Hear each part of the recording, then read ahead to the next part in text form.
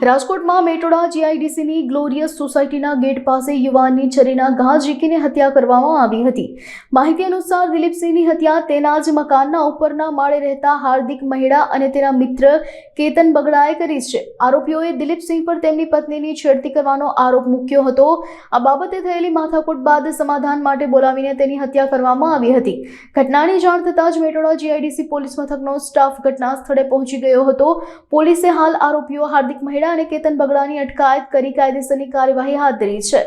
આજરોજ તારીખ 4/8/2025 ના સવારના કલાક 5:45 વાગે આ કામના ફરિયાદી વિક્રમસિંહ પ્રવીણસિંહ ગોહિલ ઉવો 45 રે ચોસલા તાલુકો ગઢડા જિલ્લો બોટાદ વાળા રૂબરૂ આવી ફરિયાદ આપેલી કે તેના ભાઈ દિલીપસિંહને આ કામના આરોપી હાર્દિક મહેડા રે મેટોડા અને કેતન ઉર્ફે બીટુ બગડા રે દેવગામ વાળાએ હત્યા કરેલી હોય અને આ કામે એ અનુસંધાને તાત્કાલિક મેટોડા પોલીસ સ્ટેશન ખાતે બીએનએસ કલમ 103A 54 અને જીપીએ કલમ 135 મુજબની એફઆઈઆર રજીસ્ટર કરવામાં આવેલી છે।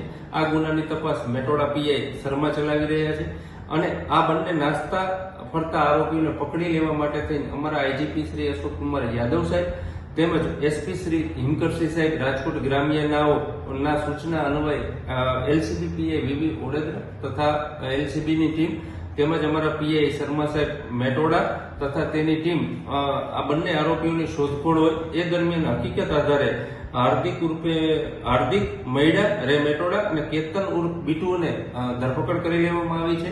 આ બનવાનું કારણ એવું છે કે આ હાર્દિકની પત્નીને આ મરણ જનાર દિલીપસિંહે ઉપાડી જવાની ધમકી આપેલી હોય અને તેની છેડતી કરેલી હોય, જે અનુસંધાને આ હાર્દિકે આ દિલીપસિંહને ગળા ઉપર છરી વડે હત્યા કરવામાં આવેલી છે અને તેની મદદમાં કેતન બગડાએ મદદ કરેલી હોય। આ બંને આરોપીઓને અટક કરવામાં આવેલા છે। આ બંને આરોપીઓ કોઈ ગુનામાં સંડોવાયેલ છે કે કેમ અને તેને કેવી રીતે હત્યા કરી અને આની પાછળ કોણ કોણ છું તેની તપાસ મેટોડા પીઆઈ શર્મા ચલાવી રહ્યા છે।